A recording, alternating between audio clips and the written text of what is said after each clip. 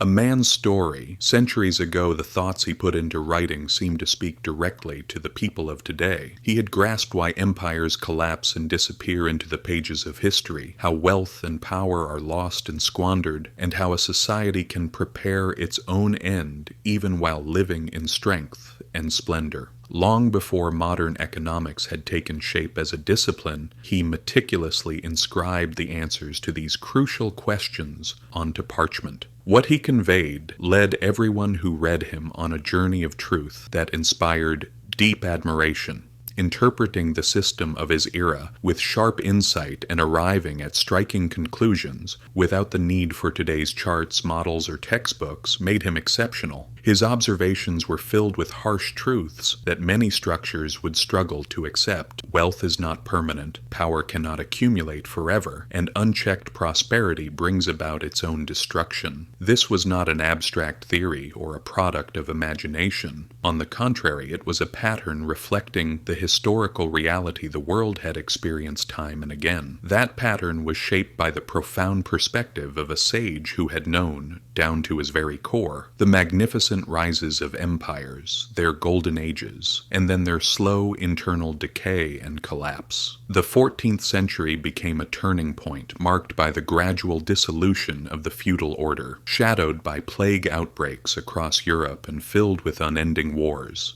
In those harsh conditions of the era, far from the continent's turmoil, in North Africa, a thinker was penning a work that transcended his time. By illuminating the future, he revealed one of the most compelling cyclical analyses in history. Centuries before Adam Smith's ideas emerged, in an age when modern economic concepts were still unknown, he clearly explained why economies grow and expand, at which point states become crushed under heavy burdens, and how those burdens can turn into great catastrophes. That thinker, whose intellectual depth reached beyond his era, was Ibn Khaldun. While we tend to attribute collapse to external threats, he argued that systems primarily collapse due to internal weakening, and that enemies usually merely exploit these vulnerabilities. Born in Tunis in 1332, Ibn Khaldun grew up in a world dominated by chaos. Empires rose and fell rapidly. Wealthy cities became impoverished in a short time, and epidemics devastated societies. Rulers, tribal leaders, and palace intrigues created an atmosphere of uncertainty, and political power constantly changed hands. It is easy to imagine how difficult scientific work would be in such a world. Yet this chaotic period became the most productive laboratory for Ibn Khaldun. He was not someone who merely observed events from the outside. He stood at the very center of governing mechanisms. He served as an advisor to state elites, held positions in palaces, and personally witnessed the corruption of power. He observed people's astonishment at collapses and saw firsthand how taxes became a heavy burden on the populace and how leaders lost their legitimacy. The most unsettling conclusion he reached was this: history repeats the same cycle over and over again, even as names and geographies change. Names may differ, religions may vary, but the functioning is always the same. Discipline gradually gives way to complacency.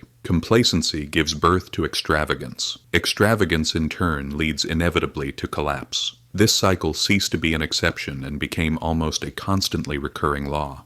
So, what was the force that set this process in motion? Ibn Khaldun's extraordinary perspective on economic systems has kept his ideas alive to this day. According to him, economic systems were not mechanical structures. They were more like living organisms. At the center of these organisms stood neither money nor authority, but trust. Trust emerged from people's faith in one another, in institutions, and in the future. If this trust was shaken, neither wealth nor political power could keep the system standing, because money was not the element that held society together. Asabiyya lay at the core of Ibn Khaldun's intellectual world. Asabiyya was not merely a cultural bond. While it represented an economic force, it also meant social solidarity that unified groups. It was the capacity of people to cooperate toward a purpose greater than themselves, to make sacrifices, to form long-term plans, and to invest in the future. Societies with strong asabiya become more productive and resilient. They can generate prosperity even with limited resources. As social trust increases, people work harder, protect their institutions, and uphold norms that ensure long-term stability. Prosperity arises not merely because of wealth, but as a result of these societies structurally encouraging productivity. Success has the power to fundamentally alter human behavior. As wealth rises, elite groups distance themselves from production and from the broader base of society. Rulers sever their ties with the people, bureaucracy expands and becomes more complex, and the functioning of the system grows increasingly convoluted. Military and administrative roles begin to be transferred not through merit, but through inheritance or networks of relationships. The discipline that forms the foundation of society gradually weakens, and the pursuit of comfort and convenience replaces the struggle for survival. This triggers a process that steadily erodes social cohesion. Ibn Khaldun did not accuse society of laziness, nor did he frame this as a moral lesson. Rather, with a more objective and analytical approach, he explained that as incentive structures change, behaviors change as well. As the willingness to take risks declines, the necessity of survival fades, innovation stagnates, and people turn to exploiting the opportunities offered by the existing system instead of developing creative solutions. The state, relying on past successes, attempts to sustain itself while abandoning investments oriented toward the future.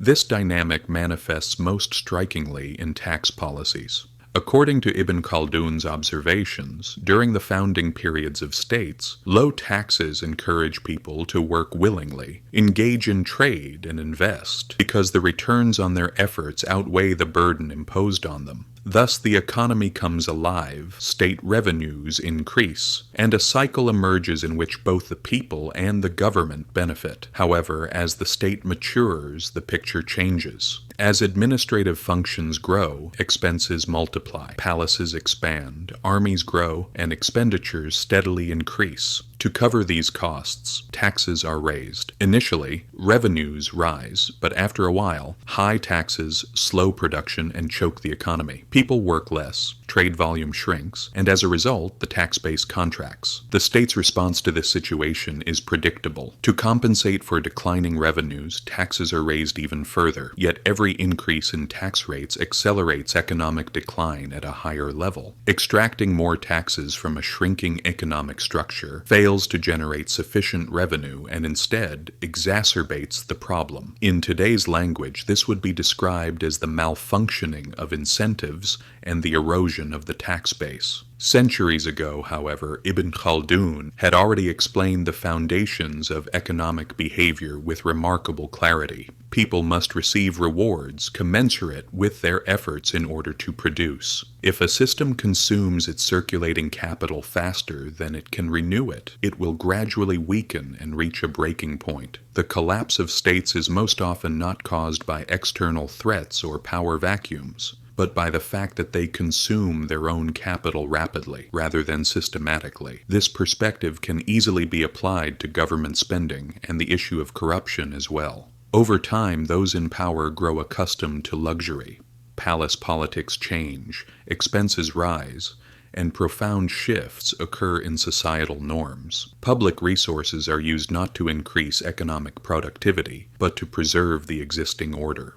As bureaucracy swells, offices begin to be sold for money or passed on like inheritance, rather than being allocated according to rational governance criteria. Corruption does not emerge suddenly. On the contrary, it advances slowly and insidiously by becoming normalized in everyone's eyes, so much so that even corrupted systems no longer appear corrupt to those within them. This is where the danger begins. The process eventually comes to be perceived as natural, even justified, and it is precisely here that the true danger lies. Societies continue to decay without realizing they are deteriorating. As the world changes rapidly while certain things remain the same, and as production falls below the level of expenditures, societies are drawn into an inevitable cycle, and the outcomes of this cycle have generally been the same. Taxes are raised, pressure increases, trust erodes, and as the cost of social control grows, its effectiveness diminishes. The state is forced to expend ever more effort for diminishing resources, trapping itself in a vicious cycle. When we think about it, this picture feels strangely familiar. Perhaps if we remove the differences of time and place, we see that only surface details have changed.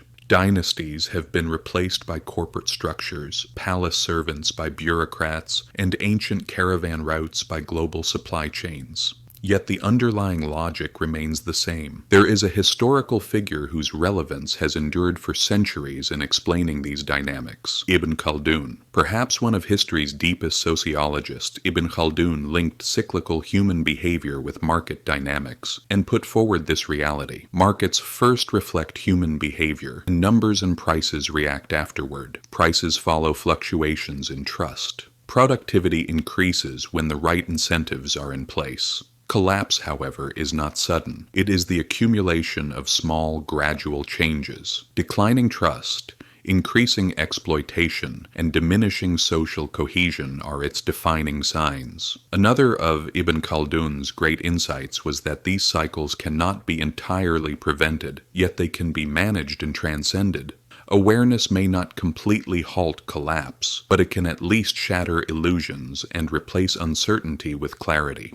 And clarity is one of the most powerful tools available to the human mind. If Ibn Khaldun had the chance to glimpse today's world, despite how much seems to have changed, he would still find himself facing a familiar scene. Neither the complexity of technology, nor innovations in financial systems, nor ornate economic concepts would surprise him, for he knew how to look beyond all these illusions and focus on the core issue, the balance of power in societies, cohesion, and incentive mechanisms. Modern societies like to believe they exist outside historical cycles. We imagine progress as a straight line, thinking that with more data, sophisticated institutions, and advanced tools, we have transcended these cycles. This idea is undoubtedly comforting, yet Ibn Khaldun's analyses remind us how easily this optimistic picture can shatter. Cycles do not end. On the contrary, in today's age of speed, they gain even greater momentum. So what about today's social cohesion?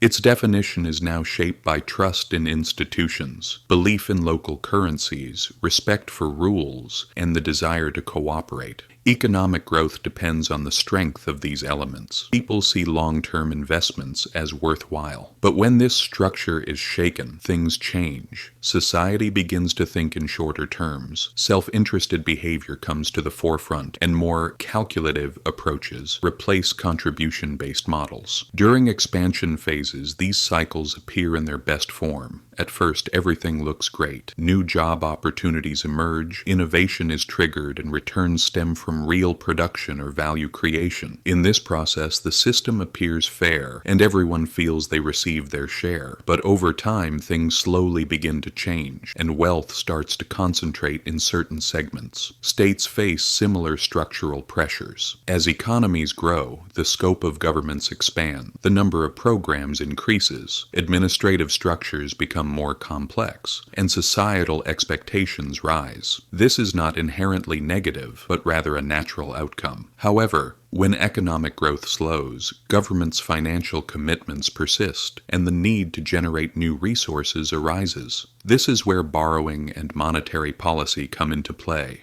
Modern states do not rely solely on tax revenues. They also borrow and shift costs into the future through inflation. In the short term, this works. Trust is preserved, markets buy government bonds, and the system appears stable. Yet the truth that Ibn Khaldun acknowledged remains valid today. When the burden of a system exceeds the benefits people perceive from it, social cohesion begins to erode. People disengage psychologically and economically. At that point, the order becomes fragile and trust disappears. In this context, borrowing essentially means spending tomorrow's taxes today. The system operates by sacrificing future production to meet present needs. But at some point, mathematical limits are exceeded and the system jams. If Ibn Khaldun were alive today, he would describe this moment as one in which complexity has become unmanageable and temporary stability is mistaken for permanent strength. It is precisely here that the modern reflection of asabiyya becomes apparent. Interdependence becomes both a source of strength and simultaneously a major source of fragility. Ibn Khaldun's ideas are not a prophecy of catastrophe. Rather, they offer a map explaining the cycle in which civilizations move, rise, peak,